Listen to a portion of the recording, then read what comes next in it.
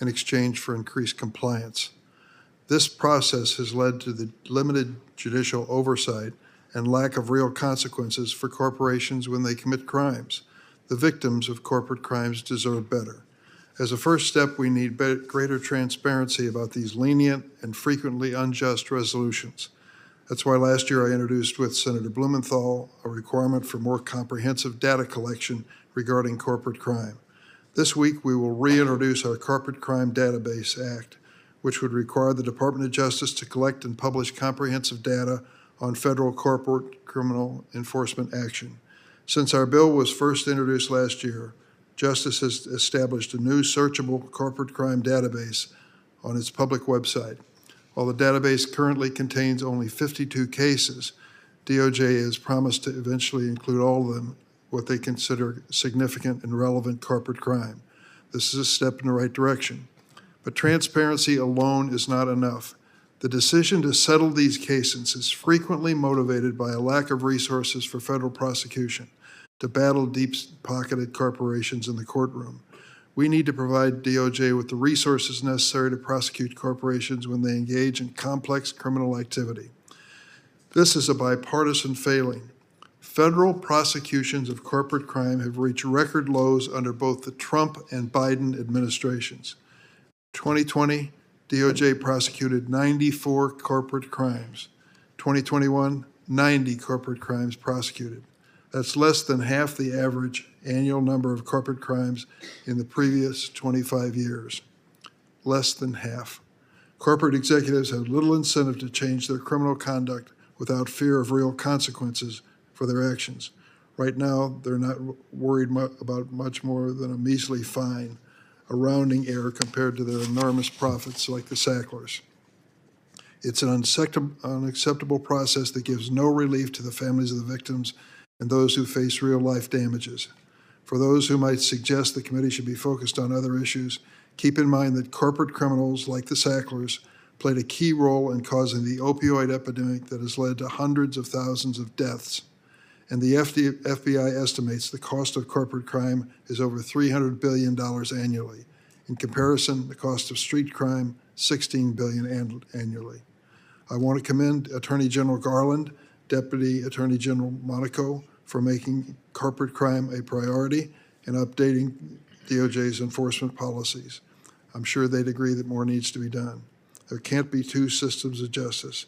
Too many people have suffered at the hands of corporate criminals, and they deserve real justice. Senator Graham, when he arrives, will be given the option of an opening statement. I hope you understand as we move forward. Let me lay out the mechanics. After I swear in Acting Assistant Attorney General Argentari and Assistant Attorney General Olson, they'll each have 5 minutes to provide opening statements. Rounds of questions will follow from senators with 5 minutes each, and then to our second panel.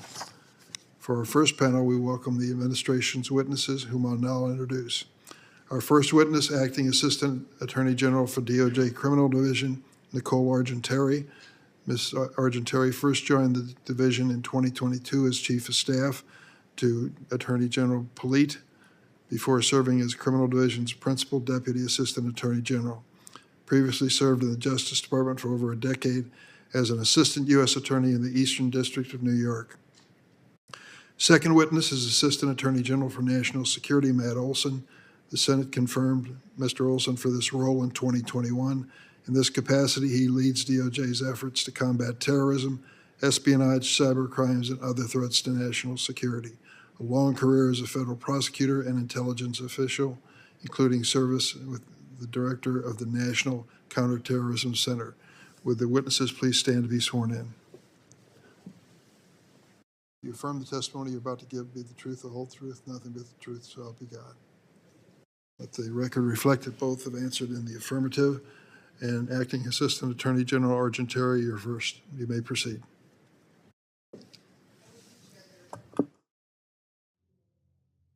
I think you need to turn on your microphone. How's that? That's best. Thank you, Chair Durbin and Ranking Member Graham and members of the Judiciary Committee.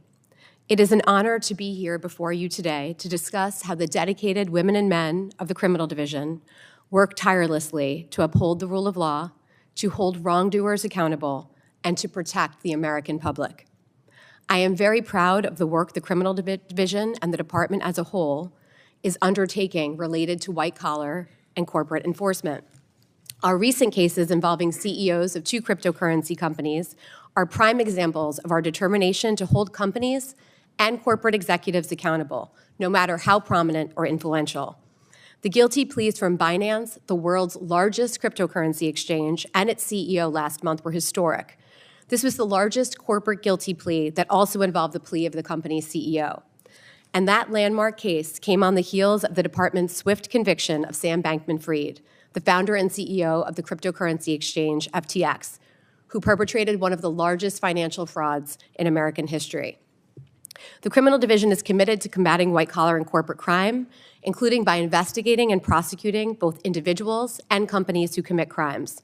We do so out of 2 primary sections: our fraud section, which handles all cases under the Foreign Corrupt Practices Act, as well as cases involving fraud, healthcare, security, commodities, investment fraud. Second, our money laundering and asset recovery section prosecutes financial institutions and their insiders for Bank Secrecy Act and sanctions violations. The Criminal Division is also proud to be at the forefront of other important department initiatives, from Task Force Klepto Capture to our National Cryptocurrency Enforcement Team. Corporate crime undermines public trust in the fairness of our economic institutions, and corporate crime threatens our national security by destabilizing our institutions from Main Street to Wall Street. Holding culpable individuals accountable is the department's #1 priority in this area. Corporations can only act through people, and we, of course, cannot put companies in jail. This year, so far, the Criminal Division's fraud and MLAR sections have secured over 280 convictions against individual defendants, and they charged or convicted more than 30 executives. Our corporate resolutions this year have secured over $4.8 billion in criminal penalties from corporations, with more to come. And the numbers demonstrate the scale and complexity of our white-collar cases. This year, the average penalties imposed in our corporate resolutions was $350 million. And the average alleged fraud loss in cases brought by our fraud section was over $25 million per individual defendant. These are the highest numbers in years. The department is also implementing robust policies to encourage companies to voluntarily self-disclose misconduct and cooperate with our investigations. Companies that self-report their misconduct set the right tone for their employees and lead by example, showing with their actions that criminal conduct will not be tolerated and will be reported to authorities. Companies that self-disclose may alert us to criminal conduct we would otherwise be unaware of and enables us to hold culpable individuals accountable. Let me give you just one example. In 2022, Jardine Lloyd Thompson, a reinsurance broker, made a voluntary self-disclosure about bribery of foreign officials under our policy, started cooperating. That led to the prosecution of 5 individuals and the development of similar bribery cases against 2 other UK reinsurers, H.W. Wood and Ticers. Building on that evidence, we were able to prosecute 3 additional individuals, and just last month held H.W. Wood and Ticers to account for their conduct. A single self-disclosure in 2022 not only led to meaningful individual and corporate penalties against 8 individuals and 3 companies, it also allowed the department to achieve a significant impact across the reinsurance industry. Deterrence and creating a culture of compliance is another pillar of our corporate enforcement policy. Our clear communications to the business community about our policies and our expectations regarding corporate compliance programs is key to deterring crime. Where misconduct does occur at a company, we seek to hold the company accountable, but also to remediate to avoid future misconduct. We will continue to work every day not only to bring impactful cases and hold white-collar criminal actors accountable, but also to apply our corporate enforcement policies with transparency, consistency, and predictability so that we can affect real change in corporate behavior. Thank you. Thank you very much, Mr. Olson. Thank you, Chair Durbin, and good morning. I appreciate the opportunity to testify before the committee this morning. In 2006, Congress established the National Security Division to carry out the Justice Department's mission of combating terrorism and espionage and other threats to our national security. Fighting terrorism remains a top priority for us, but the threat landscape has changed significantly in recent years. Today, the United States faces dynamic threats from a number of capable nation-state actors: China, Russia, Iran, North Korea. And these countries engage in aggressive and sophisticated efforts, both inside our borders and abroad. They work to undermine our security, our economic interests, and our democratic institutions. The National Security Division's work has evolved to respond to the challenges that we face from nation-state adversaries.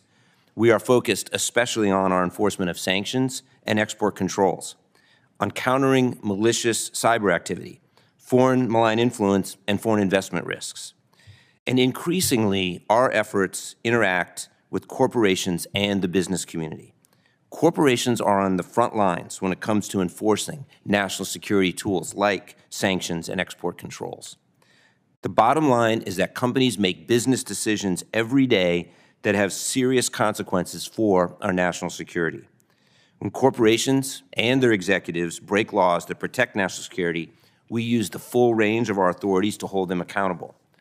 Last fall, for example, the National Security Division secured the first ever guilty plea by a corporation for supporting terrorism and a $778 million penalty in that case. Last spring, we obtained a guilty plea from the subsidiary of a British tobacco company for violating sanctions laws against North Korea. The company paid a $629 million penalty in that case, the largest ever criminal penalty for violating North Korea sanctions. And then just last month, along with the criminal division, we secured a guilty plea by Binance, the world's largest cryptocurrency exchange, for violating, in part, Iranian sanctions. And that case involved a $4.3 billion penalty, one of the largest criminal penalties in DOJ history, along with the guilty plea by the corporation's CEO. Finding and prosecuting corporate and individual wrongdoers is a core responsibility for us, but we also need companies to prevent people from evading sanctions and violating our export control laws in the very first place. We rely on financial institutions and technology companies to be gatekeepers, building strong compliance programs to prevent, detect, and report violations. Our private sector engagements, our voluntary disclosure policies, they all encourage compliance and drive corporate responsibility. At the end of the day, every dimension of our work and our relationships with companies and corporations advances our national security mission. So given the critical role that businesses play in protecting our national security, we are investing in corporate enforcement. We've added 25 new prosecutors, more than doubling the number of attorneys assigned to investigate and prosecute these crimes. We've also hired 2 veteran prosecutors to serve as the division's first ever chief and deputy chief of corporate enforcement. So here's why this work matters so much. Our enforcement tools cut off Iran's access to the financial markets and technologies that it needs to support its weapons systems and its brazen aggression. Our work prevents China from stealing cutting-edge technologies that enables their military advances and their human rights abuses. They block North Korea from funding its nuclear ambitions, and our efforts impose costs on Russia for its invasion of Ukraine. I was in Kyiv last month, where Ukrainian officials showed me Russian drones recovered from the battlefield made with U.S. manufactured parts. I saw firsthand the devastation that these weapons can inflict in the hands of our adversaries. The stakes are high, and the consequences of violating these laws are real. So that is why we are so determined to make sure that companies act responsibly and uphold their national security obligations. I look forward to your questions. Thanks, Mr. Olson. Your team worked with the U.S. Attorney's Office for the Eastern District of New York to successfully prosecute Lafarge, a company that paid millions to terrorist groups like ISIS for permission to operate a cement plant in Syria. This prosecution was the first time ever that the department secured a corporate guilty plea for material support of terrorism. Lafarge was sentenced to pay fines of more than $750 million. I celebrate this victory, but I am concerned that this case reflects the increasing trend of resolving these matters against corporations without any individual liability or accountability. Although French authorities arrested some of the executives involved, no Lafarge executives were ever charged in the United States. Why is that the case?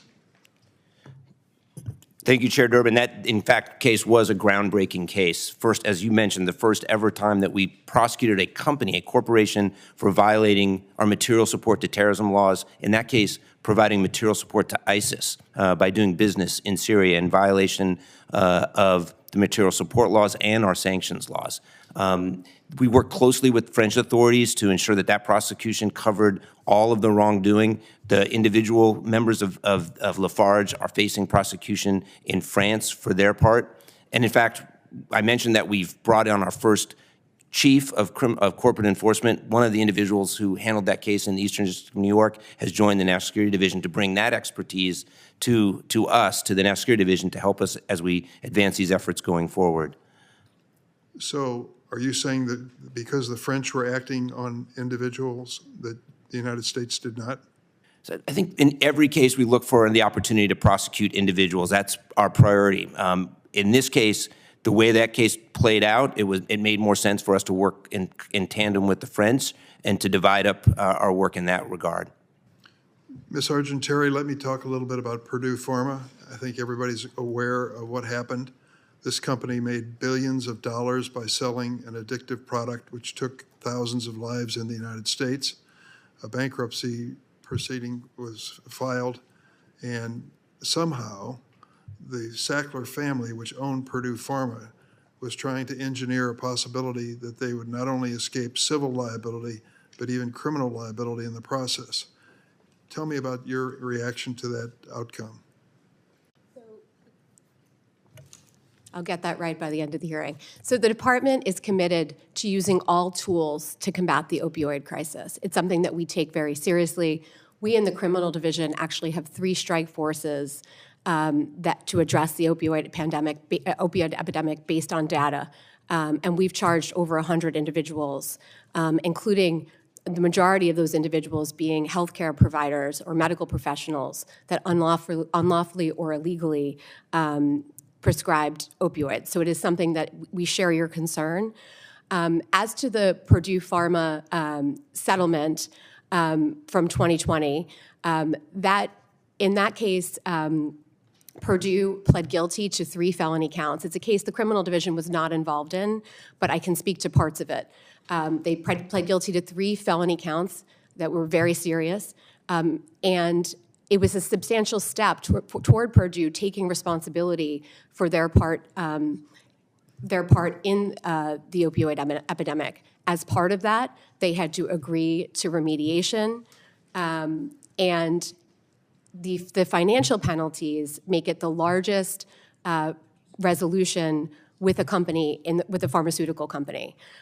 Why was no criminal action brought against the Sacklers? So, pursuant to longstanding government policy, I can't speak to how we make charging decisions. What I can say, Senator, is that we follow the facts and the law, and we apply the principles of federal prosecution. Well, I'm glad to hear that, but I will tell you this: when the Sackler family ends up with billions of dollars and walks away from the devastation they created, it's just unacceptable. The message is basically, if you've got enough money, you can game the system and walk away with plenty of billions when it's left over. Don't you see that? We share your concern about the opioid epidemic. As I said, the criminal division was not involved in that agreement, that 2020 agreement, but it was a significant I'm sorry. Why didn't they bring their own action against the Sacklers? So that was an investigation out of a different office, but as I said, we follow the facts and the law. Where we can, we do prosecute individuals, but that, as to why no one else was prosecuted, I can't say further. Well, that's at the heart of this hearing, is the understanding that some people have found how to game the system. Now, some are naive or stupid enough to go ahead with their own personal defenses. We recently saw in the crypto case, the finance case. But the problem we see here is that these people lawyered up and put themselves in a political position where the family basically escaped liability when it was over. And that strikes me as a sad condemnation on our justice system. Senator Grassley, I believe you're next. Ms. Argenteri, in response to my February letter this year about the Crime Victim Fund, the Justice Department said that the ABB Limited agreed to pay $315 million criminal penalty as part of a deferred prosecution agreement. That agreement, quote, resulted in a significant deposit in the fund, end of quote. However, the terms of the agreement stated only $72.5 million would be collected by the United States. The rest would be reduced by up to $242 million to settle other claims, including $179 million involving foreign governments. I'm looking for the financial details. How much of the $315 million was actually collected and deposited in the Crime Victim Fund? Thank you for your question, Senator. I agree with you that the Crime Victims Fund is essential to providing compensation and assistance to victims who, in the wake of crime, both physical, emotional, and financial assistance. The Crime Victims Fund, and I want to thank many of the members in this room for amending the Crime Victims Fund to make it possible to put fines from non-prosecution agreements, deferred prosecution agreements into the fund. How much of the $315 million was actually collected and deposited in that fund? So, Senator, I know all about the fund. You don't have to tell me about that. I just want to know how much money went to it. So I know that the fund currently has over $1 billion in it for this year. As to how much precisely from that resolution went into the Crime Victims Fund, I would have to get back to you on that, and I commit to doing so. Okay. Now, I appreciate the fact you might not know now, and you said you're going to get back to us. Will you get back to us? I commit to doing so. Okay. Then tell me why the U.S. criminal penalty offset by payment to foreign authorities is the same done for the United States by other countries? So many of the cases that we bring, we seek to bring the most impactful cases so that we can affect change across industries and global change. Here, the resolution involved, it was historic, and it was our first resolution with South Africa. And so part of the work that we do as part of the anti-piling on is making sure that when we do these resolutions, where it's important to have cooperation from foreign countries because that's how we get evidence internationally, we do credit foreign governments as part of our anti-piling on policy to make sure that the end of the resolution is just and fair. Yeah. Also, the 2022 Criminal Division Fraud Section year-end report stated that it imposed more than $1.15 billion in U.S. criminal monetary penalties for corporate offenders. As you're aware, imposed is one thing. It doesn't necessarily mean collected. Of this $1.1 billion, how much was collected, and of that amount, how much was deposited in the Crime Victim Fund?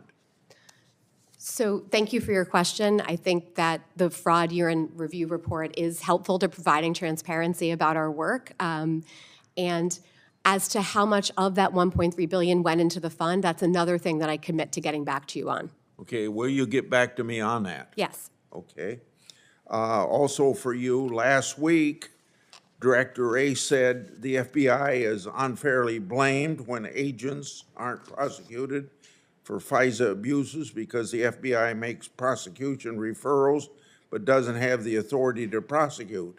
Is the FBI referring FISA abusers to the Justice Department for prosecution, and is the Justice Department declining to prosecute?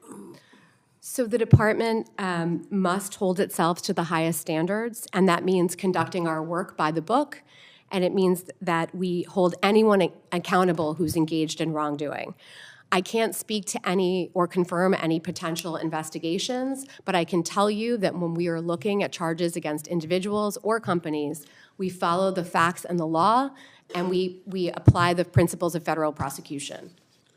Do you believe that folks who knowingly help others submit material false information to the Foreign Intelligence Surveillance Court should be criminally or civilly liable for that false submission?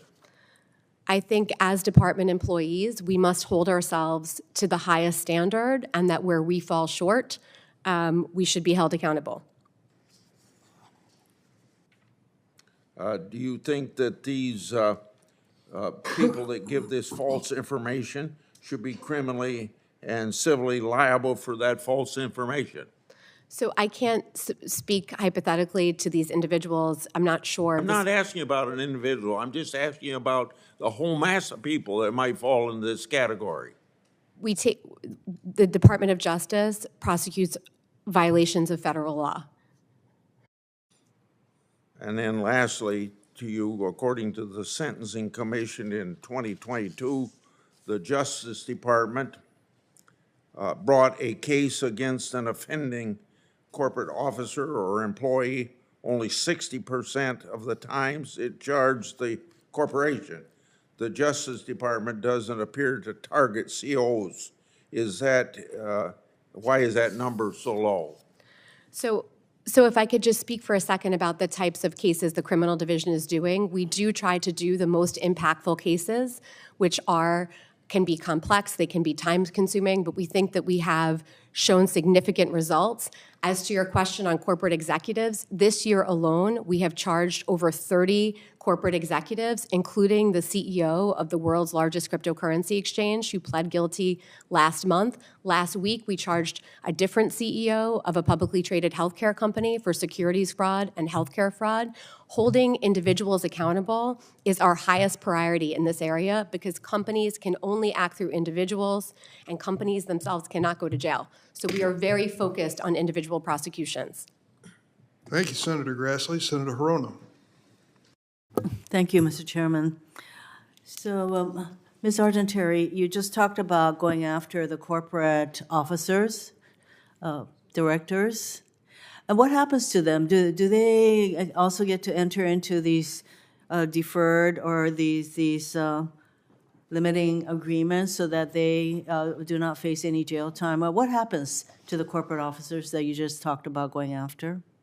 So as I said, we've charged over 30 corporate executives this year by guilty plea or convicting them after trial. I would also like to point out that we in the criminal division are trying more white-collar cases than ever. Last year, we hit a record high. We tried 52 cases of individuals involved in corporate crime, and we convicted 57. So individuals are being held accountable. That's good to know. So what happens to them, those who you have tried? So Do they go to prison? Yes, they do. Yeah, would you consider that to be one of the best deterrents for white-collar crime? Well, when the executives go to prison? So there are many deterrents to white-collar crime. One is holding individuals accountable so that others in the public can see what happens. But by holding companies accountable, we also engage in specific deterrents. Thing is, though, companies don't go to prison. And so I do have some concerns about the holding and also boards and shareholders. So these are not just the executives of the companies, but their shareholders. So can you speak a little bit about, how and when the department could hold corporate boards and shareholders accountable? So not just the executives of the company. So with our criminal resolutions, again, we've entered into 90 since 2017. With companies, we are holding the shareholders and the company itself accountable. And the way that we're doing that is when we resolve with a company, whether it's through a guilty plea, a deferred prosecution agreement, or a non-prosecution agreement. Those are highly negotiated, forward-looking agreements. Mm-hmm. And under those agreements, companies have real obligations. They have to cooperate in an ongoing fashion with the government. They have to remediate their compliance programs. And what that means is we have our experts look at their compliance programs, meet with their compliance officers, understand what their risk is, how their compliance programs, and then they have to remediate. And that's something that we judge them on. And if they fail to live up to the obligations under those agreements, there are serious consequences. So for example, in 2019, we entered into a deferred prosecution agreement with Ericsson. Ericsson did not live up to the terms of its agreement. It violated the agreement by not disclosing to us relevant information we asked for that prevented us from prosecuting individuals. They also failed to disclose a problematic bribery scheme in Iraq. What did we do? We basically tore up their agreement. They had to plead guilty to the two felonies that had been on the table before. They lost all of the cooperation credit they had received, had to pay an additional $200 million, and we extended the term of their monitorship. So all of these agreements have an impact on companies, and what we're trying to do is to incentivize good corporate conduct to detect and to deter future misconduct. So I note that the fraud section employs around 150 prosecutors to root out white-collar crime. That's only a slight increase over the number of prosecutors employed by the fraud section 10 or even 20 years ago. Do you have the resources that you need and the number of prosecutors that you need to prosecute these kinds of crimes? So we have been able to, with the resources that we have, to prioritize white-collar prosecution, including individual prosecutions, but with more, we could always do more. I think you should have more resources. I do have a question about the use of forfeiture. So this is both for you and for Mr. Olson.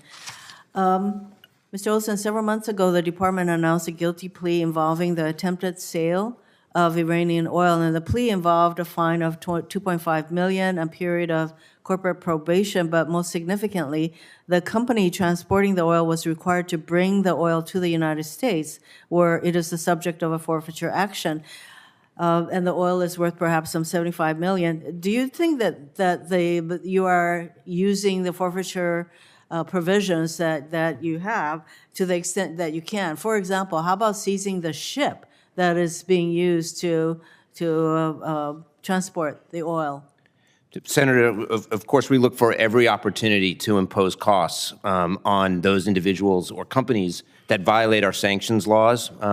That is a very effective tool in preventing that money that would go from the illicit sale, for example, in that case, of oil to the Iranian regime, where it will support their malign efforts in the region and against us here. So yes, I mean, we look for every opportunity to extract the maximum penalty to impose those costs. However, of course, we are subject to the rules of the court and to follow the rule of law in general to as we go after that money, whether it's to seize it or forfeit it. Maybe we need to provide you with more authority to seize more of the assets of these bad actors.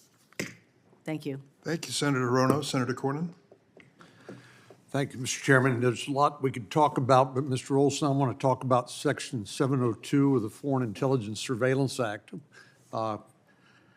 There are stories that are on social media, and I actually hear members of Congress suggesting that under Section 702 that the U.S. government can spy on innocent Americans by listening to their phone calls and reading their emails. Is that true or false?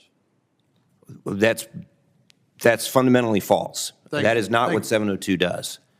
Yeah, 702 is a foreign intelligence surveillance act. That's why the F is in foreign, means that it targets foreigners overseas, not in the United States, for who are suspected or believed to be a threat to the United States national security, correct? Correct. So here's where people, I think, get a little confused. If they are actually communicating with an American or a U.S. person, it's called, right? It could be a legal permanent resident. Then there is, that information is collected as part of 702, the contact between the foreign target and the U.S. person, right? Correct, that's right. And that goes into a database that then can be queried by the FBI or the intelligence community in the future. Correct, under rules. So it's a little weird because I think some people say, well, you shouldn't be able to get incidental collection on the U.S. person. But I was thinking that, if you go to court and get a warrant for a wiretap, you don't know who the person you've wiretapped under the authority of the court is actually going to be talking to. Do you? It's exactly the same in the criminal as in the foreign intelligence context. Exactly right. And so if you want to find out more about that U.S. person, don't you have to go to court and get a warrant from the Foreign Intelligence Surveillance Court? Exactly. If the government is going to target the U.S. person or somebody in the United States, then the government must go to the FISA court, establish probable cause, and get an order from the court in order to conduct the surveillance of the person in the United States. And there is this, this database of lawfully collected 702 information that can then be queried or tasked for further information. And there's been some suggestion that this lawfully collected 702 information, that you would need an additional search warrant in order to look at what you've already lawfully collected. Does that make sense to you? It does not, and I suppose more importantly, it doesn't make sense to the entire leadership of the intelligence community, which has come out unanimously opposed to any sort of a warrant requirement to simply query the data that's been lawfully collected, both because it's not required by the Constitution, but more importantly, because it would be devastating to the value of this indispensable collection. It seems kind of odd to say information that's been lawfully collected. If you want to actually use that information, you have to go back and ask permission for something that's already been lawfully collected. So, like I said, there's just a lot of myths and conspiracy theories and incorrect narratives, which is the reason why I appreciate the opportunity to be able to get you to clarify some of this for us. I think basically the misconception is, while the Constitution clearly applies to American citizens, that's why you have to go to court and show probable cause, that it does not, the Constitution does not protect foreign targets information, does it? It does not. The Fourth Amendment does not apply to protect non-U.S. persons who are overseas. What would happen if Section 702 expired at the end of this year without reauthorization? I think it would, again, as the intelligence community, the Attorney General, the Director of National Intelligence have all made clear, it would be devastating to our national security. So I do welcome the opportunity here this morning to speak to you more about this. Well, I've called it the most important law that most Americans have never heard of before. And as I said, there just seems to be a lot of confusion. And so I appreciate the opportunity to ask you a few questions and hopefully provide some clarity. Thank you very much. Thanks, Senator Cornyn. Senator Blackburn. Thank you, Mr. Chairman. Ms. Argentieri, Argentieri, am I saying that right? You are. Thank you very much. I want to talk a little bit about sexual abuse in the workplace. And recently, Senator Gillibrand and I led on a piece of legislation that President Biden signed, the Speak Out Act. And this legislation would prohibit the use of pre-dispute NDAs in the case of workplace sexual harassment. But I think that that's a good step. It's a good first step. I think there is more that needs to be done in order to make certain that workplaces are safe for women and that they are functioning without the trauma and the drama that comes with that type of harassment. So I'd like to hear what DOJ is doing to ensure that workplaces are transparent and safer. Thank you for your question. So the department shares your concerns about making sure that people, individuals, feel safe in the workplace, and that there are mechanisms for individuals to speak out, to be protected, and we are committed to having a safe workplace environment. As to what we're specifically doing, I can get back to you about that in writing. I would like to know that, and I think we've seen other federal agencies that have a history of not producing that safe workplace. I want to talk with you about crime, and you and I spoke a little bit about this before the hearing, and we have seen a lot of crime here in D.C. We've talked a little bit about Memphis and the crime that is there, and I know that you all have a unit that is going to be working with the city of Memphis in order to address the crime situation. And as I was looking at this, I saw and going through DOJ's funding priorities, and we learn a lot about what's important to you by looking at these funding streams. And you all sought $300 million for the Accelerating Justice System Reform Initiative. Now, this is something that is reimagining public safety, and that is a quote that is on DOJ's website. What people want is safe communities and safe cities. They want their children to be safe. They want to see you all get behind violent crime. So why would you put $300 million into reimagining public safety when what you're hearing from communities is you got to get in behind this and do something about it today? So there is no higher priority for the department than keeping the American people safe. And we are committed to reducing violent crime, to making sure that people are safe in their neighborhoods, in their homes, when they're walking their children to school. I'm very proud of the work the criminal division is doing in this space. We have 2 different violent crime initiatives right now, one in Houston, one in Memphis, which were cities that were initially selected because of a rise in violence. And so, but the initiative is holistic and different. All right, let me jump in on that with you. But at the same time, we've got 72 million Americans, the city of Memphis being one, where you have DAs that are soft on crime, that have been backed by Soros and some of his initiatives.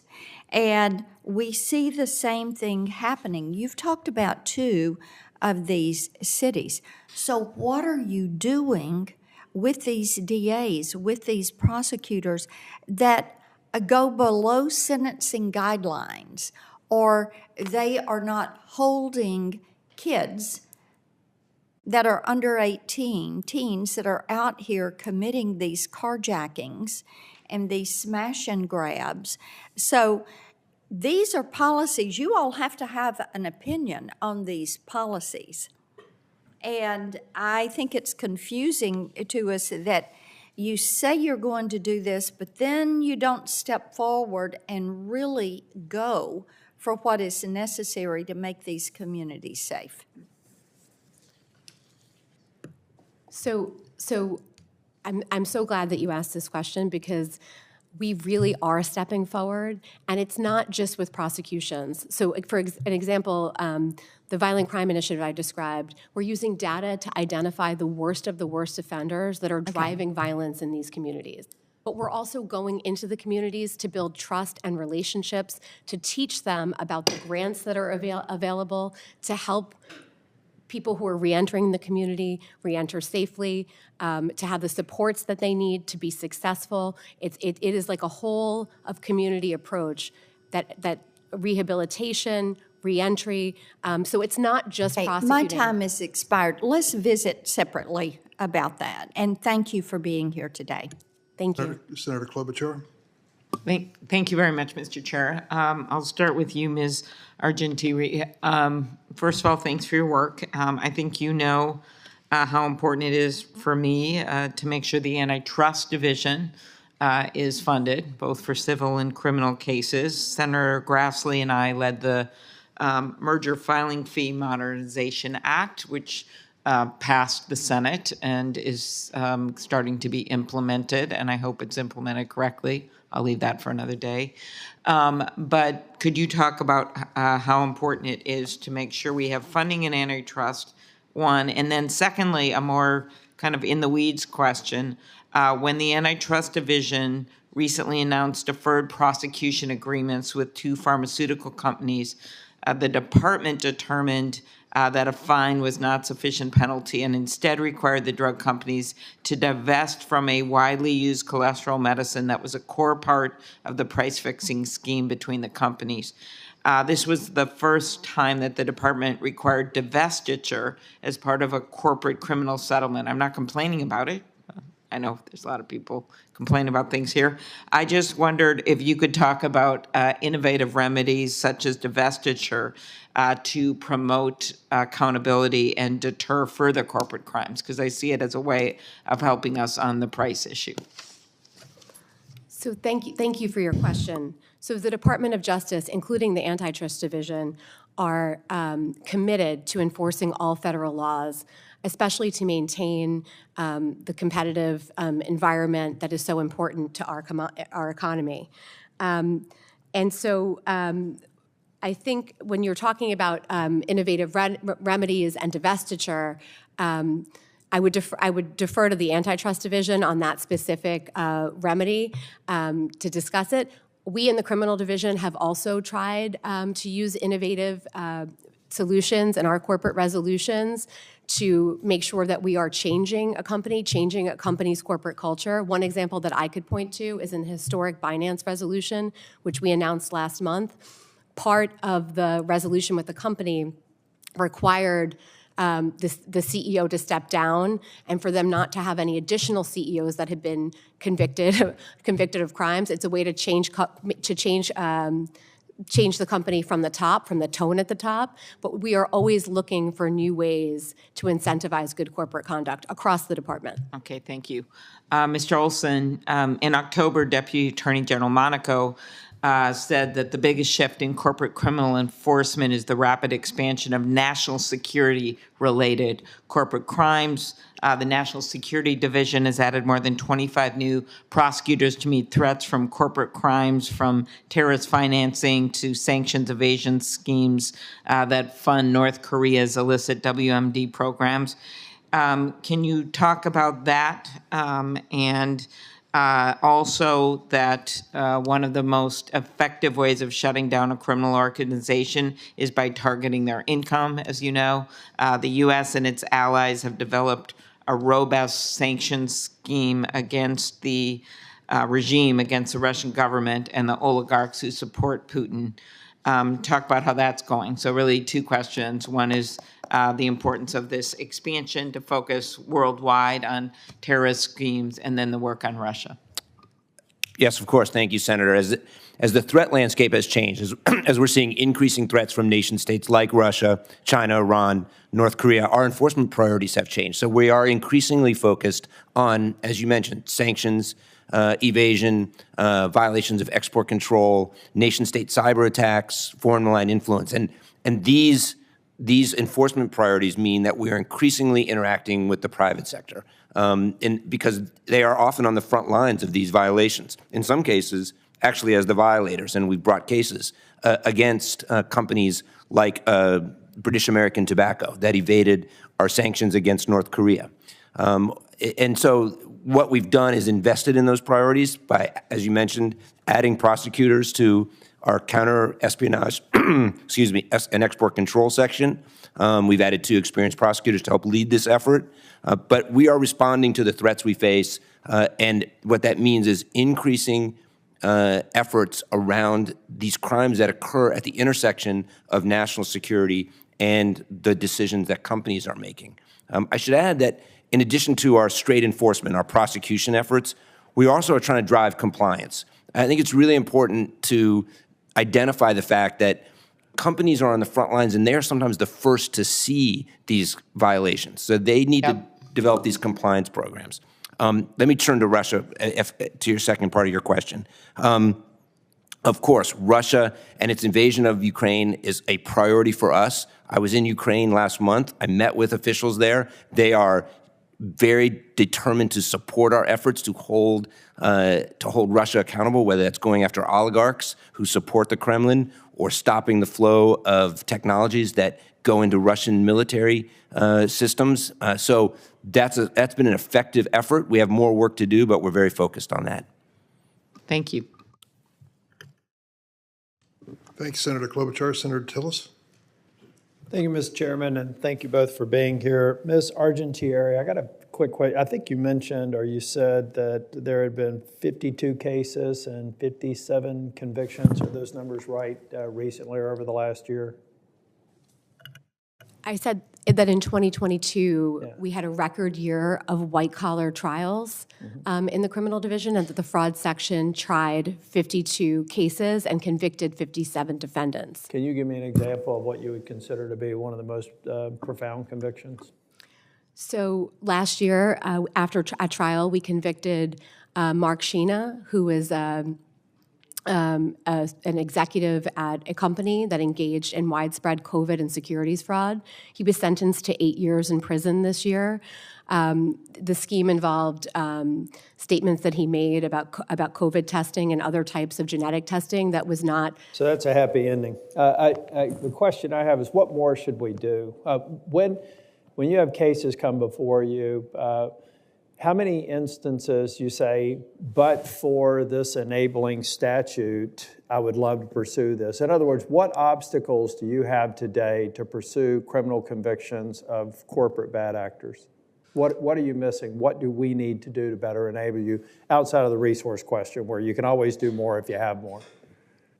So I believe today we are sending up additional legislation to address some of our issues in international matters. Can you, in 30 seconds, give me the highlights of some of your priorities, things that would be helpful? Yes. So for example, with the rise in digital assets, many of the cases that we're doing involve cryptocurrency exchanges. Some of the things that we're looking for example, are anti-tip-off legislation to keep financial institutions from telling the subjects and targets of our investigations about the investigations before they go forward. Increased penalties for violations of the BSA related to money services businesses. So, for example, that statute has much lower penalties than other types of money laundering offenses. My office would be very interested in that, because I've got a very compelling presentation from the DEA. We're talking about how cryptocurrency has become the laundromat of the future for currency, and we've got to get our hands around it. What we need to do is strike the balance, because we also know that others could use this for purposes just to shut down the banking industry or shut down payments industry. We need to work on that, but that's something I'm particularly interested in. I read an article this morning. It's called, do you know what GTA IRL stands for? Grand Theft Auto in real life. We have these minors here in Washington, D.C., thinking that they're playing a video game when they're holding people at gunpoint and stealing 10 cars. We have these organized crime rings.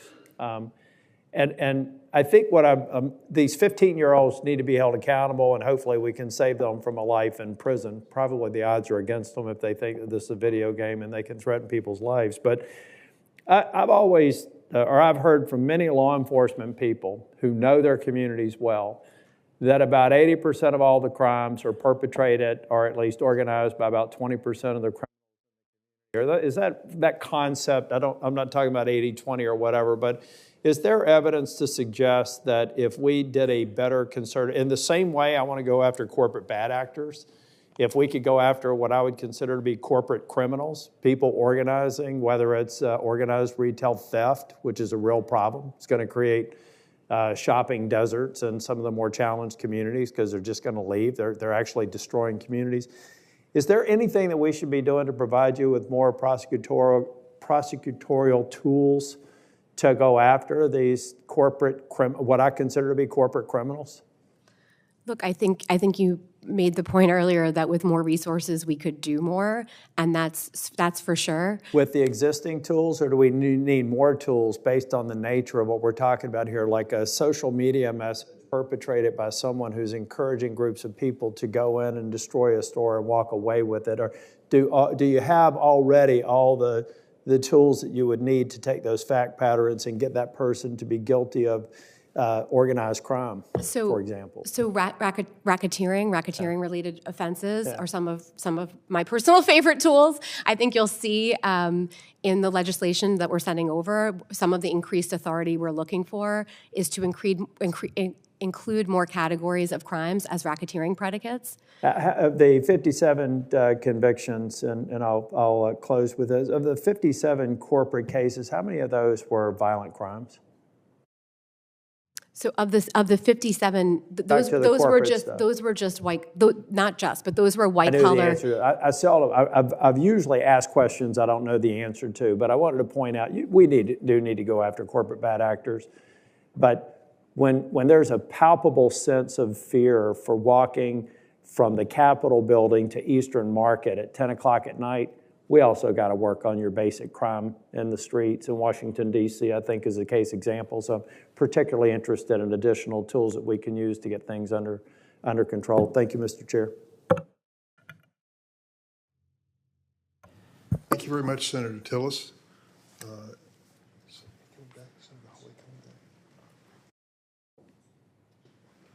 Senator Welch. Thank you very much. I want to thank you both for being here. Big admirers of both of your careers and of the folks who you work with. I understand, Ms. Argentieri, that mobsters don't particularly like you. That's good for you. And let's hope that you strike the same fear in corporate bad actors. So the question I have, all of us want this incredible cost. That there's two costs, I think, of corporate crime. One is, according to the FBI, it's about $300 billion, whereas street crime is about $16 billion. So there's real economic loss. But there's also a real erosion of confidence in a lot of our institutions. And to the extent citizens have a sense that big corporations can just get away with it, and it's a, quote, consent decree, which may result in some reasonable outcomes but no real accountability, it creates an immense amount of frustration, I think, for everyday folks. And what are some of the obstacles that make it tough for there to be more, standing in the way of more prosecutions for more corporate crime? Could you just elaborate on that? Yes. So as I said, I think we in the criminal division are focused on bringing the most impactful cases because we think by doing that, we can really drive change in industries. And so the obstacle, and I think we are doing a very good job. The numbers bear out that we're doing a very good job at that. Like since 2017, over 90 corporate resolutions and declinations, $30 billion in fines. With more resources, we could do more. But I also think that deferred prosecution agreements, non-prosecution agreements, those are really serious agreements that are highly negotiated, and they require forward-looking change by a company. So they're not a pass. No, I want to ask about that because I know that's true. I'm a lawyer, so I get it, and you negotiate some reasonable standards for going forward. But aren't there some folks who just ought to be in jail for what they did? So we follow the facts and the law. We provide and then in line with the principles of federal prosecution, that's how we make charging decisions. And for companies, that's why individual accountability is such a priority for us, because you cannot put a company in jail. And that's why you've seen so many policies Let me ask this. Should there be more authorities? I mean, what's this? Companies can't go to jail, but companies are people. They're run by individuals. And the incentive for a lot of the CEOs is to boost the profits at whatever, by any means possible, and then boost their salary. And are there some things that we could do that would address the accountability issue where they skate and the company does something in terms of your agreement that's beneficial to the public, but the public sees the executives who are responsible not being held accountable? So are there things that we could do here that would enable you to put the folks who should be in jail? So thank you for your interest in that. We're happy to work with you on specific legislative proposals. I think we do have some. But I think what I was going to say about our policies is what they're really driving is for companies to self-disclose misconduct we might not otherwise know about. Right. And what that enables us to do is to prosecute the individuals responsible as a result of our independent investigation, where we go out and get evidence. Okay. Well, Let me just, I'm towards the end, but thank you, and thank you for your work, and thank you for all the folks in your department's work. And Mr. Olson, the companies, you do great work in foreign, protecting our national security, appreciate that. But what about some of these bad companies abroad? There must be incredible obstacles to prosecution. Can you tell us what those are? And in a very short time, are there things we could do to be of help to you to do your job?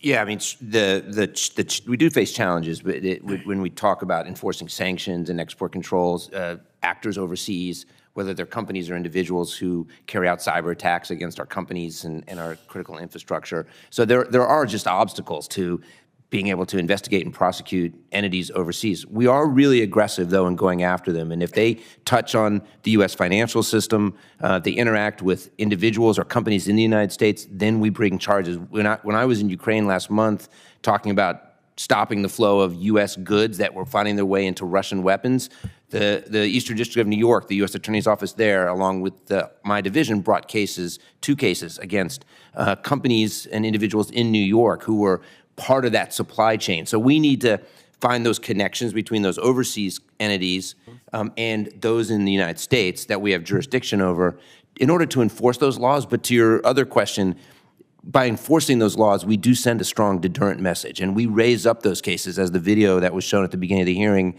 where the Attorney General gave the press conference about Binance. We're trying to raise those cases up in order to bring that broader deterrent message to home. Thank you very much. My time is up. I yield back. Thank you. I want to thank both the witnesses for joining us today. We appreciate your testimony and insight. Thank you again. And we'd ask the second panel to please come to the witness table. I'm going to introduce them as they arrive and are seated. First, we're joined by Professor Brandon Garrett.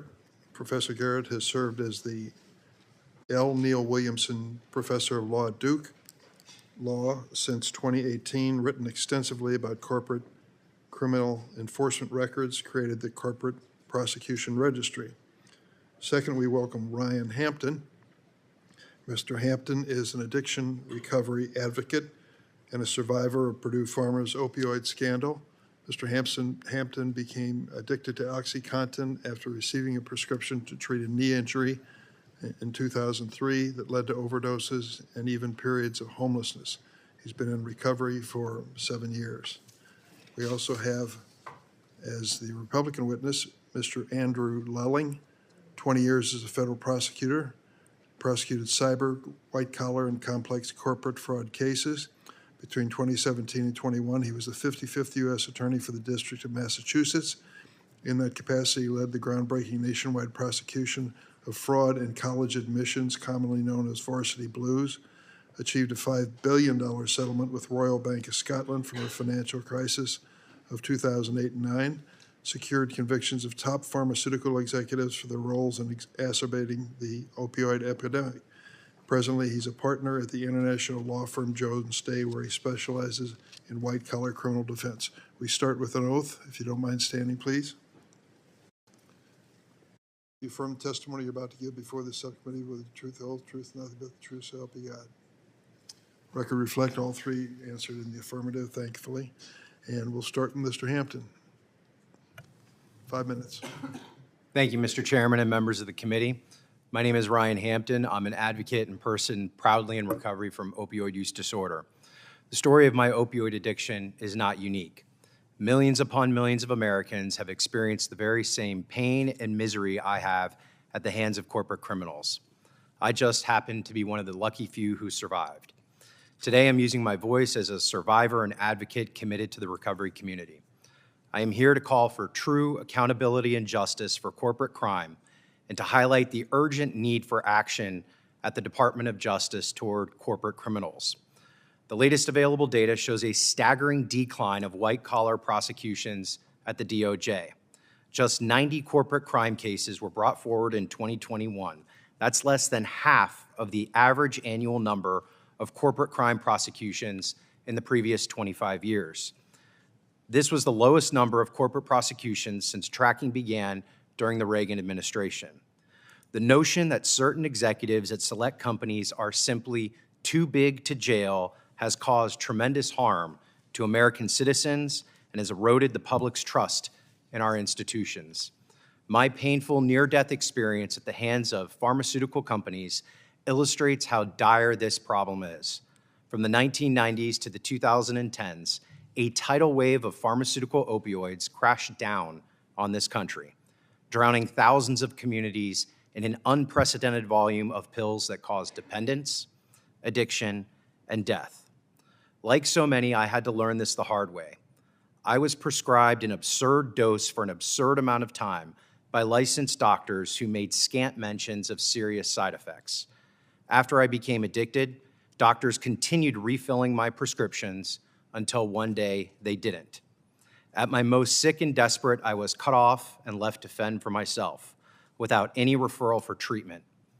Instead of being seen as a patient who needed help, I was now treated as a liability and faced with prejudice and shame. What truly stuns me is that while all this was going on, federal prosecutors at the Department of Justice had already opened multiple investigations into several pharmaceutical companies, from Purdue Pharma, which manufactured the medications, to McKesson, which distributed the medications, and pharmacies like Walmart, which dispensed the medications. Medications that were approved by the FDA under false and deceptive pretenses. The truth of this fraud and deception was out there, but I had no way of knowing. I often think about why so many of us learned about the true nature of these pain relievers after it was far too late, after we were addicted, after we were sick and shivering in withdrawal, after we had lost everything, after people were incarcerated for their addictions, after our friends and our loved ones had died. I'm not here today to only demand justice and retribution for corporate crimes, but I believe these waves of pain and despair can be prevented, not only by full prosecution under the law, but through transparency and public awareness. The Corporate Crime Database Act would require the DOJ to collect, analyze, and publish comprehensive data on federal corporate criminal enforcement actions. That is an important start.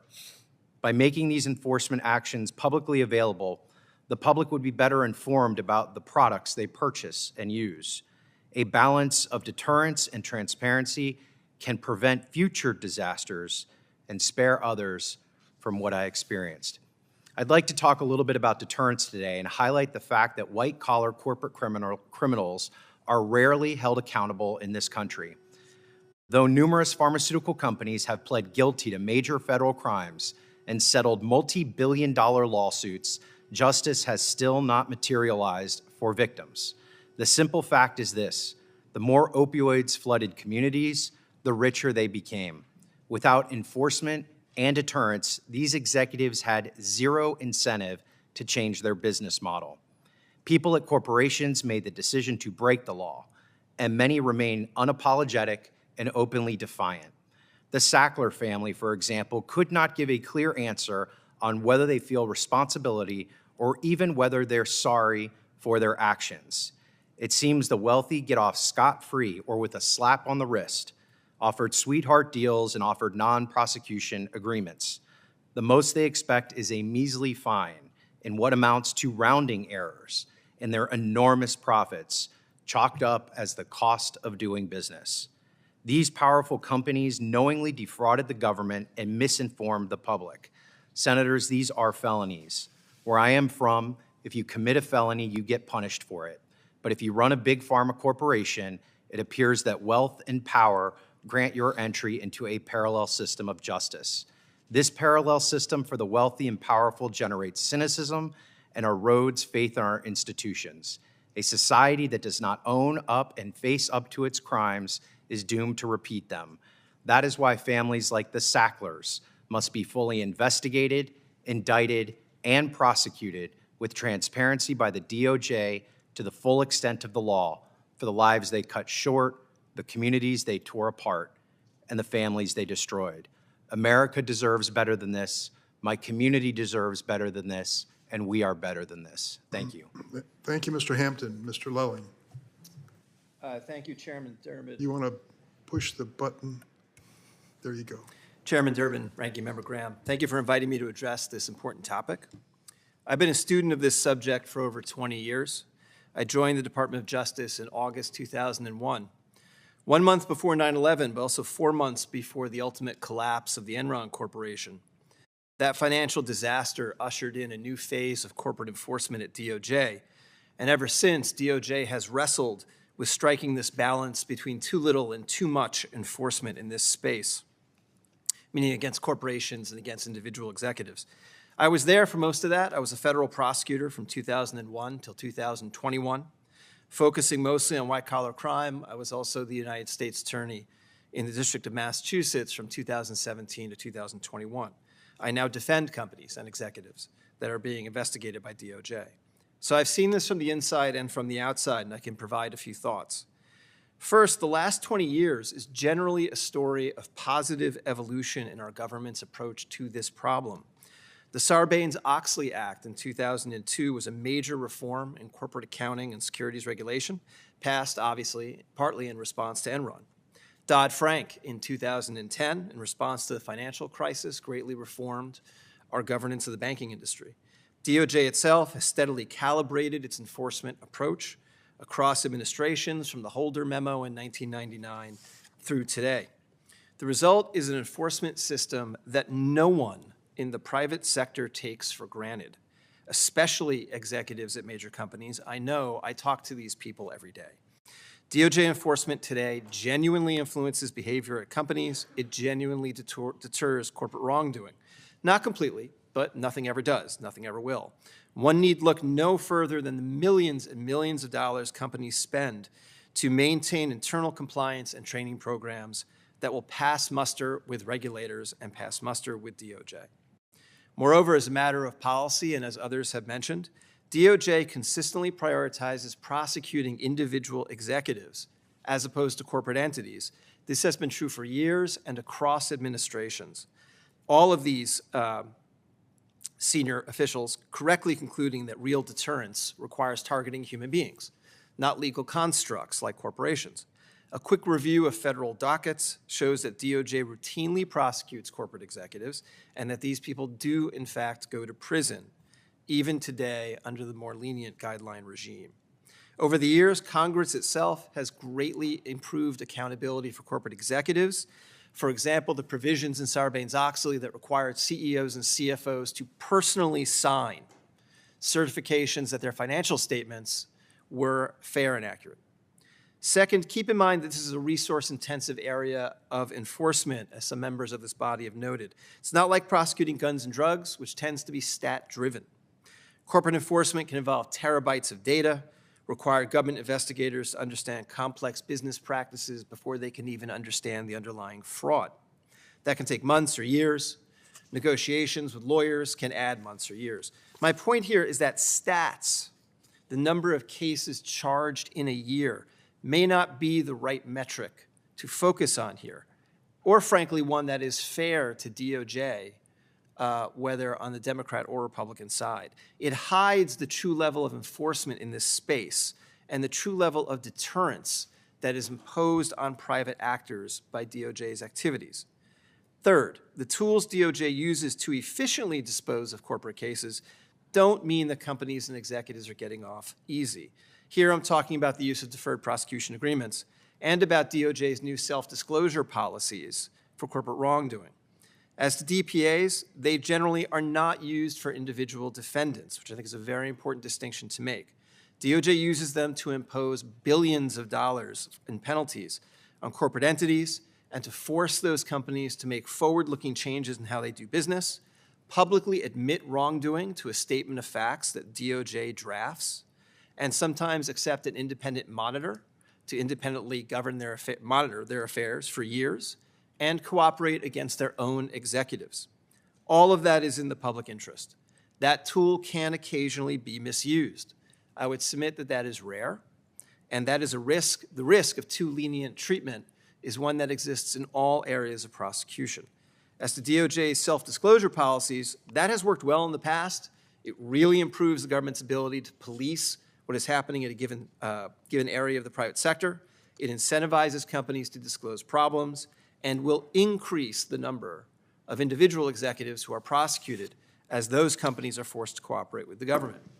Lastly, I'd like to note that in my time as a federal prosecutor and U.S. attorney, what I have learned is that you will never have enough resources, quote unquote, to combat a particular kind of crime, including crime by corporate executives. The trick is knowing how much of your resources to devote.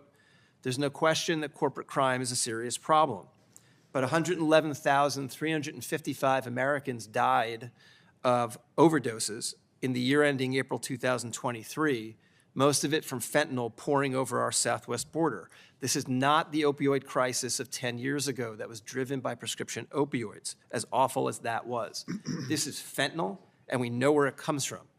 It's a federal enforcement crisis driven by a porous border and an inability to get at the cartels where they live. It is also a public health catastrophe.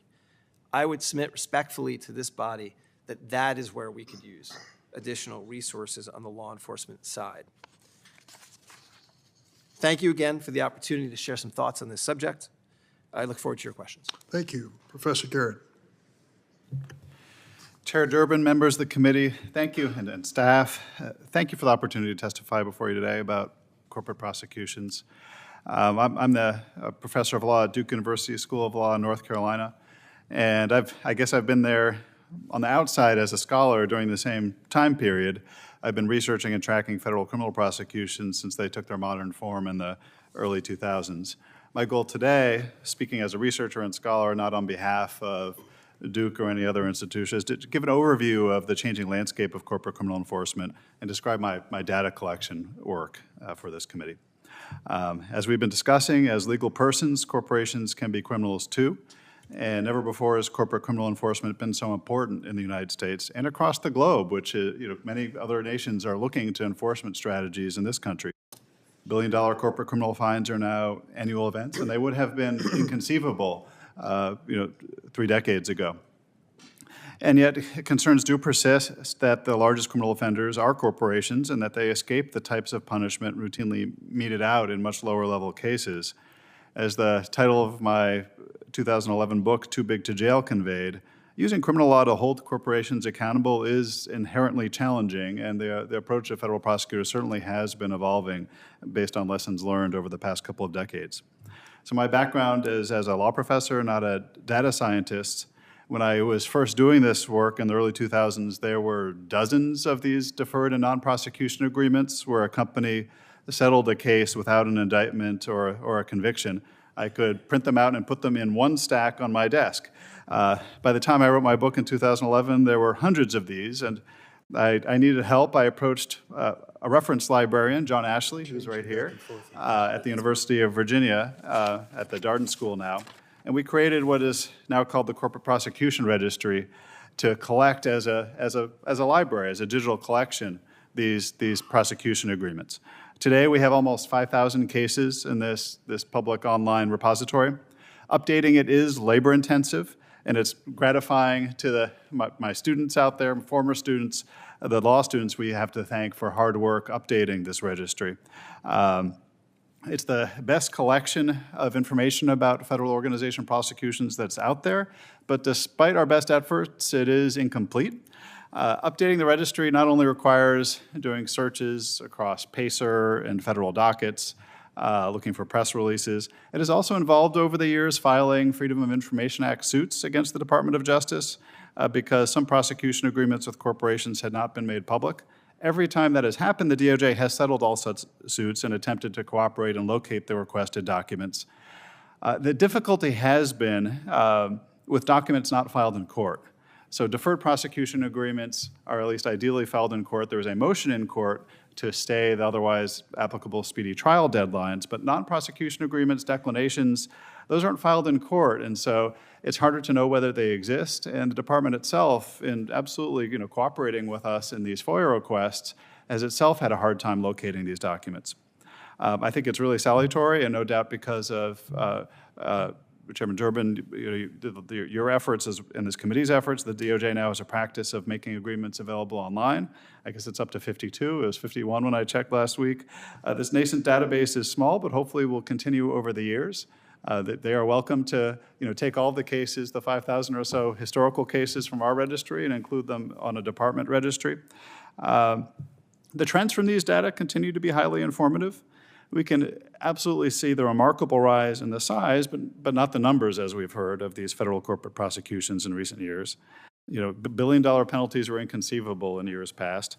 We just heard, in the last couple of weeks about a new $4 billion penalty against the Binance Holdings lieutenant, LTD, which is not yet finalized. Each year, the bulk of the penalties, like in the Binance case, come from just a handful of cases. And so when one looks at, was this a $2 billion a year, a $10 billion a year, a $1 billion a year in terms of total penalties against companies, that's often coming from 3 or 4 cases. The largest cases are typically not resolved through guilty pleas like in the Binance case, but often through these out-of-court deals, these deferred and non-prosecution agreements. Companies are getting credit for cooperation and compliance, and it is hard to tell from the outside whether that credit is deserved. And I think more could be done to make these agreements themselves more detailed and transparent so we understand what considerations were involved. Deferred prosecution agreements, never intended for corporations. They grew out of Speedy Trial Act provisions from the 1974 Act designed to divert first-time and juvenile nonviolent offenders for rehabilitative reasons. There are no provisions in that act that are specifically designed for the rehabilitation of corporate offenders. As a result, we also have too little judicial oversight of these undertakings, as would occur if it was a civil consent decree or a corporate probation agreement under a plea.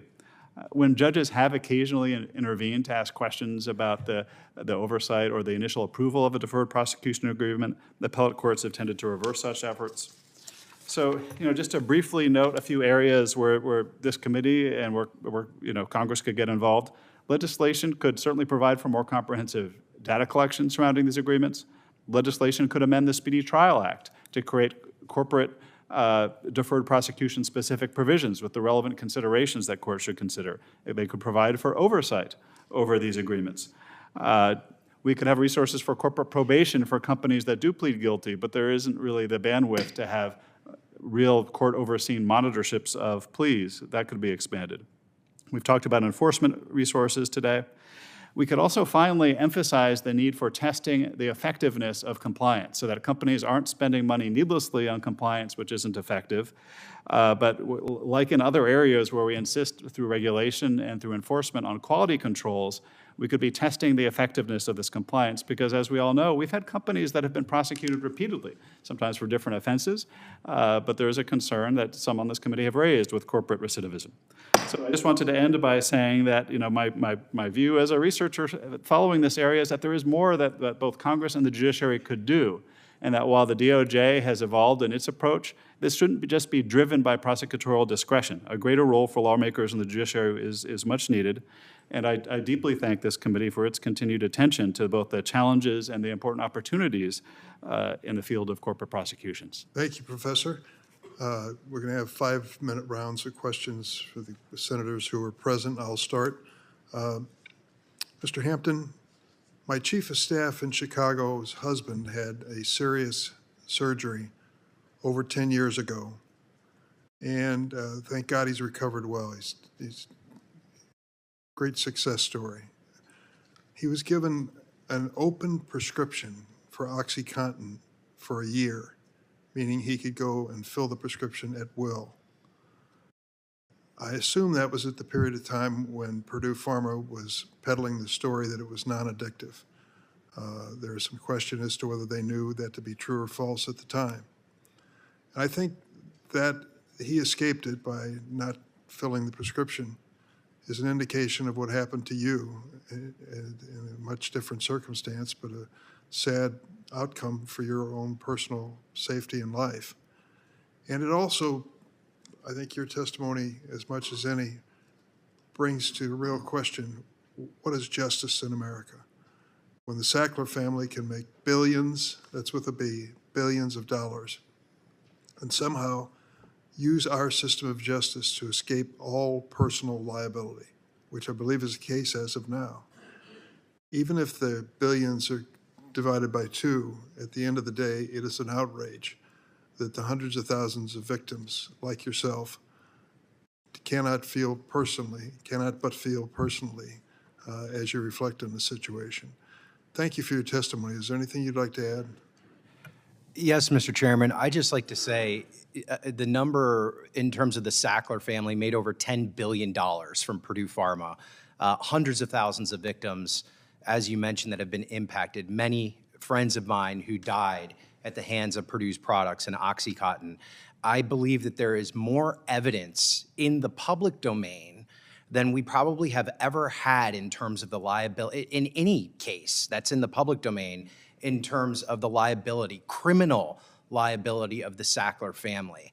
Real justice for folks who have been impacted, family members who have lost loved ones, is that the Sacklers will face their day in court, similar to everyday Americans who are justice involved every single day. I know plenty of people in my community, and there are millions around this country who face the justice system who are way less guilty of crimes than the Sacklers, who have committed crimes that pale in comparison. Small drug possession charges, serving months, years in jail. And yet the Department of Justice has yet to indict or file a single charge against any member of the Sackler family. It is unconscionable. And the victim community, the advocacy community, people who have been directly involved in this case and who have been directly impacted by this cause are, simply put, disgusted. I am too. Mr. Lelling, interesting phenomena when it came to the decision on filing a class action against Purdue Pharma for the action, for the results of their wrongdoing. And somehow or another, the Sacklers came along for the ride. And I wondered if you could kind of explain what's going on here. When we look at the Texas two-step, are you familiar with that? I am not, Senator.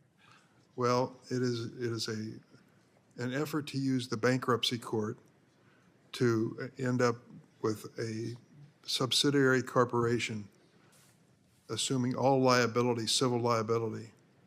Then it is underfunded, thrown into bankruptcy so that it can erase any outstanding plaintiff's claims against the corporation. When you hear that story and you read the Sackler story, there are some fundamentals on our system of justice which don't seem to work very well at all. And in some cases, when it involves civil litigation, I know your specialty is criminal litigation, there seems to be an incentive for some plaintiffs' lawyers and class action lawyers to rush to a settlement as opposed to demanding that certain things happen when it comes to personal liability of individuals. Do you have any observations on that? I can't speak specifically to the Purdue Pharma case. I don't know the facts well enough, but I do agree with you that when it comes to vindicating the public's interest in seeing wrongdoing remedied, if there has been criminal wrongdoing, there should be criminal prosecution. We did this in Boston. We were the first to prosecute senior executives of a pharma company for their role in the opioid crisis. That was the Insys Incorporated case. Those executives went to jail. We felt good about that case. We thought it was an important statement to make. So when you have a situation where corporate executives at a pharma company have engaged in criminal wrongdoing, a civil resolution often will not seem satisfactory to the public, and it will not appear that justice has been served. And so we should avoid those kinds of scenarios. Thank you. Senator Rono? Thank you, Mr. Chairman. I think the Purdue Pharma case does raise questions relating to the role of the courts, whether it be the bankruptcy court or any other court. So I have a question for Professor Garrett. You have studied the practice of granting deferred prosecution agreements to corporate criminal defendants, and although rare, at times individual judges have tried to step in and reject such agreements, arguing that the government had given the defense a sweetheart deal. Unfortunately, in a 2016 case, the D.C. Circuit rejected almost any role for judges in evaluating deferred prosecution agreements presented to them. Can you tell us a little more about that that disagreement over the proper role of the judiciary in evaluating these deferred prosecution agreements, and whether you think Congress should act to overturn the D.C. Circuit's decision. Yes, I mean, I certainly thought that the Speedy Trial Act was clear enough when it said that a judge may permit the parties to agree on a deferred prosecution agreement and toll the Speedy Trial Act deadlines. You'd think may means may, and judges have discretion, and ordinarily judges can inform that discretion by relevant factors. The relevant factors in a corporate case are quite distinct, because what it means for a first-time juvenile or first-time offender to rehabilitate, very different than what it means for a corporation to rehabilitate. But the D.C. Circuit, and in a similar case, in a slightly different scenario where a judge had ordered a monitor report to be disclosed to the public because of the interest in the HSBC case, the Second Circuit similarly said judge didn't have discretion to step into the supervision of a deferred prosecution agreement in that way. So at this point, when we have two different circuits already saying that limiting a judicial role, do you think that Congress should consider basically overturning or disagreeing with the Second and the Fifth Circuit? Absolutely, Senator Hirono, Okay. and I think that the Speedy Trial Act could be amended, and it would be a good thing anyway to have it set out in the statute what the review authority is of a judge when it's an organizational deferred prosecution agreement. I think that there would be lots of other good uses of that. I think actually, we could have a separate provision for approval of a guilty plea with a corporation as well, and that might be useful. Also, if we want to have these deferred prosecution agreements as well as the non-prosecution agreements, we know that you've been tracking them and by the thousands. Shouldn't both of these kinds of agreements be made public in some kind of registry as what you are doing? But shouldn't we require disclosure by law? Yes, and I think, again, one of the biggest challenges is with these agreements that are filed out of court, but even deferred prosecution agreements, sometimes the judge approves the motion but doesn't ask that the agreement itself be filed. The department is doing a much better job of collecting these, but the practices are not uniform across the different U.S. attorneys' offices. So I absolutely wholeheartedly, I would love to be put out of the business of updating the corporate prosecution registry because the relevant government actors began to do such a thing themselves. So I recognize that it is not the easiest thing to prosecute white-collar crimes, and there are all kinds of these corporations have all these lawyers and everything else. But is one of the reasons that you think that there are not as many trials going forward is that the DOJ just does not have the kind of experienced prosecutors who have gone to trial in these kinds of cases?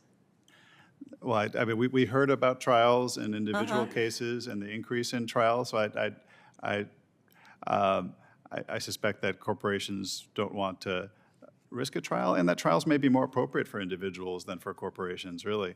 But we have a problem of declining trials and negotiated resolutions across the criminal system in this country. So I think that may also go to the kind of resources that the Department of Justice has in the criminal fraud division, as I had asked earlier. They probably could use more help. So another question for you. As you were putting together this directory and you say you have law students helping you, what was one of the things that really came to your, what surprised you the most when you began to collect the data for this registry? Well, I remember,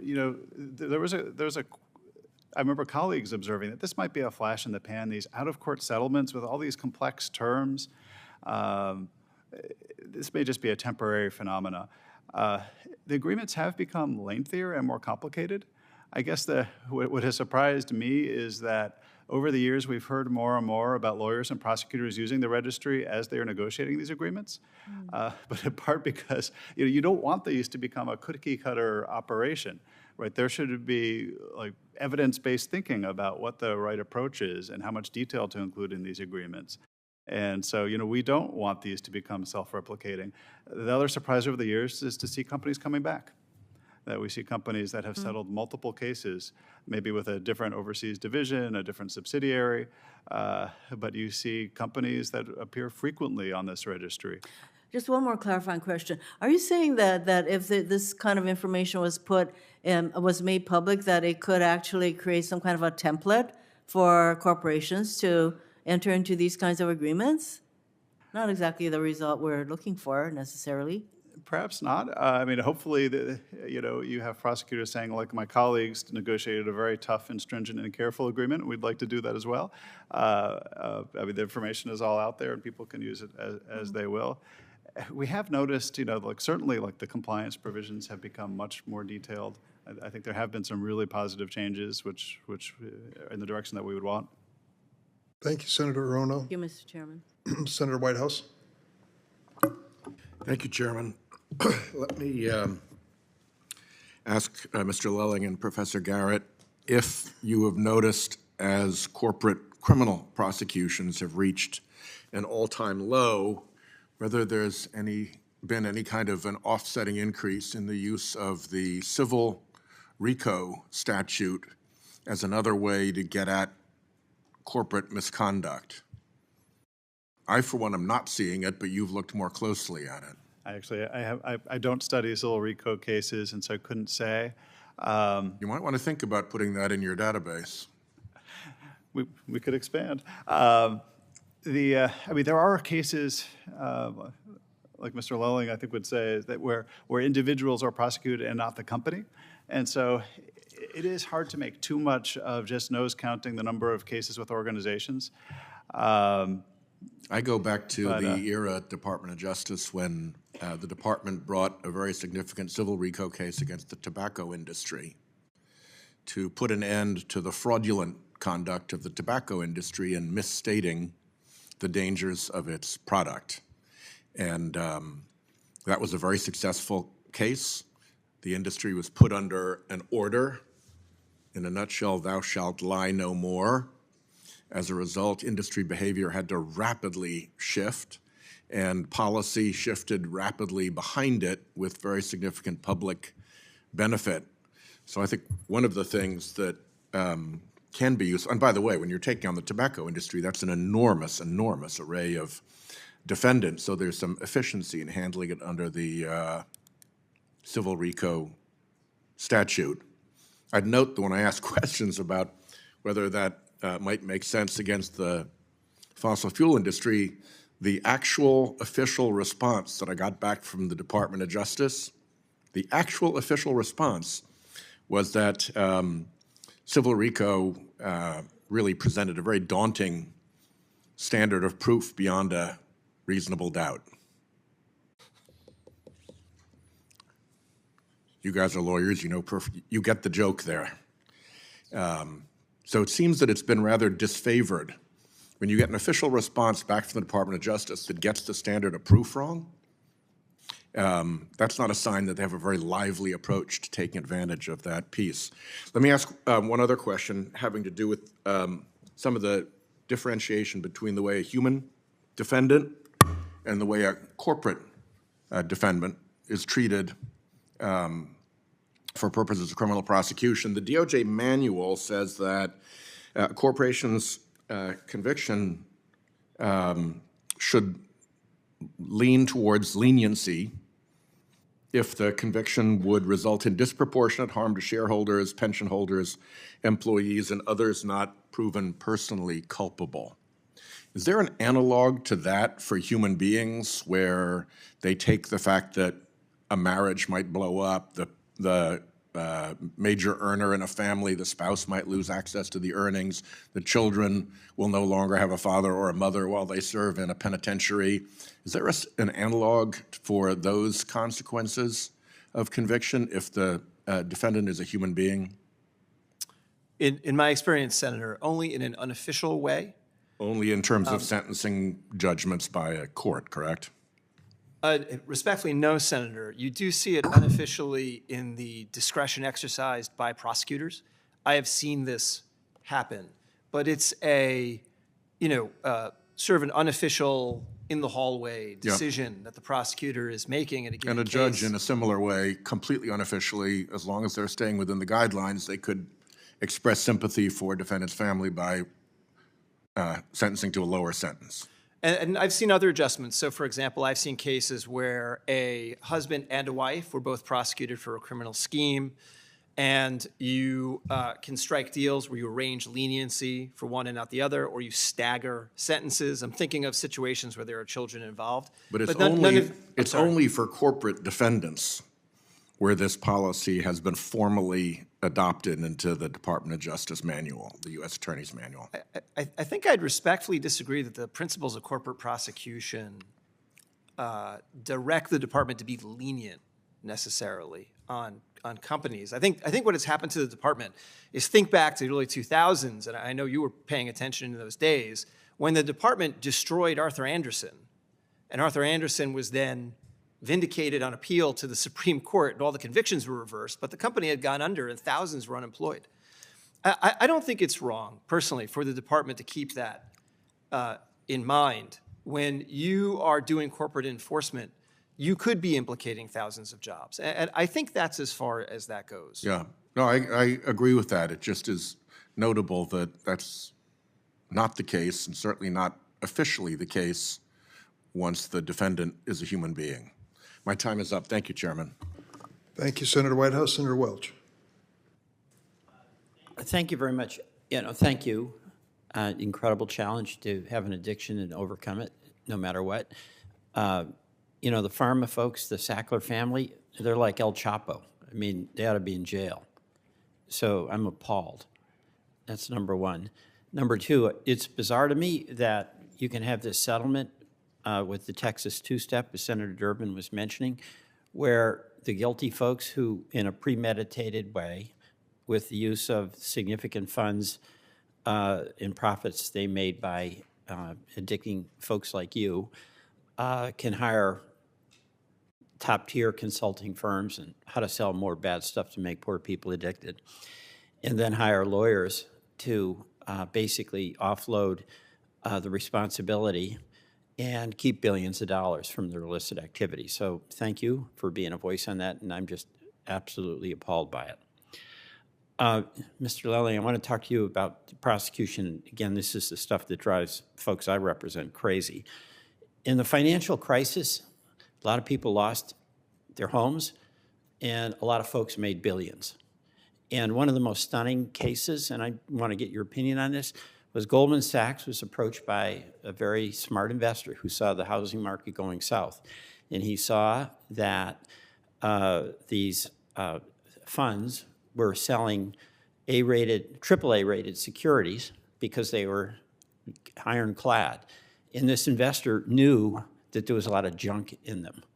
So he approached Goldman and said, Goldman, put together a lot of these packages that are presented as AAA, but have a lot of junk, and then I'm going to turn them around. And then Goldman did that, and then Goldman sold those portfolios that they created to serve the needs of this investor, and that was they were designed to fail, and they turned around and sold them to firefighter pension funds.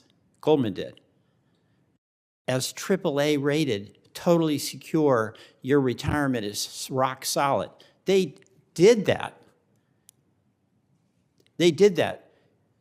Is there any reason in the world they should not be prosecuted for that kind of double dealing and the heartache and the financial insecurity they inflicted on our police officers and our firefighters around the country? Is there any justification for them not being prosecuted? Senator, I'm not familiar with the Goldman Sachs example specifically, but I can Everybody knows about that. Don't tell me that. You're a smart guy. You're in prosecution. Everybody knows Goldman did that.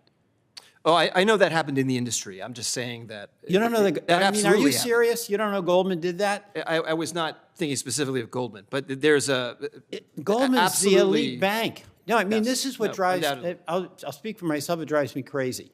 They literally have an investor, and the question is, would you put together a package of securities that's going to fail, as I see it? And then they sell those failed securities to people who are being told that they're rock solid. I mean, you know about that. But anyway, let's pretend you don't know about it. Do you think that the company that did that should get away with it? I do know about it on an industry-wide basis. Yeah, I think Goldman wasn't alone. I have direct experience with this. I helped achieve the largest single bank settlement to come out Thank of the you. financial crisis. Yeah, by the way, thank you for your good work. Against I'm not Royal mad Bank at of you, Scotland. I'm mad at what happened in the financial crisis. I apologize. I note it because we had exactly this problem, which is that on a macro level that this has happened in the industry, that they have repackaged these residentially mortgage-backed securities, which are basically garbage, made them look AAA. The companies that rate them made their own mistakes, total systemic failure. They sell this, the whole thing comes crashing down. Getting it down to the micro level, banker X is responsible in a way that we can prove. Not so easy to do. No, I understand that. That was the frustration that we ran into. So I appreciate your frustration, and you are correct. I think that it is an open question whether the department in that era should have done more to get individuals on the hook instead of the companies. And I mean, that's part of why people are so fed up with what's happened. But thank you, and thank you for your good work as a prosecutor. And Professor Garrett, I don't have time for questions, but I do have time to say thank you for your solid suggestions, and I yield back. Thank you, Senator Welch. Some of the critics of this hearing say, you heard them, and I wasn't surprised, said, why don't you concentrate on important things, like carjacking and violent crime? Those are important things. In my state of Illinois and across the United States, we all feel those personally. We all want our families safe. But as Mr. Hampton can tell you, those who are addicted and are fighting that addiction many times turn to crime to try to feed the addiction. And the cost to the society is pretty obvious. So I think there's also a basic question which has come to this committee over and over again during this hearing. What does this say about the system of justice in America? If the big guys are exempt and the little guys go to jail for possession of a handful of crack cocaine for long periods of time. So striking a balance and meeting the needs of justice is part of our responsibility.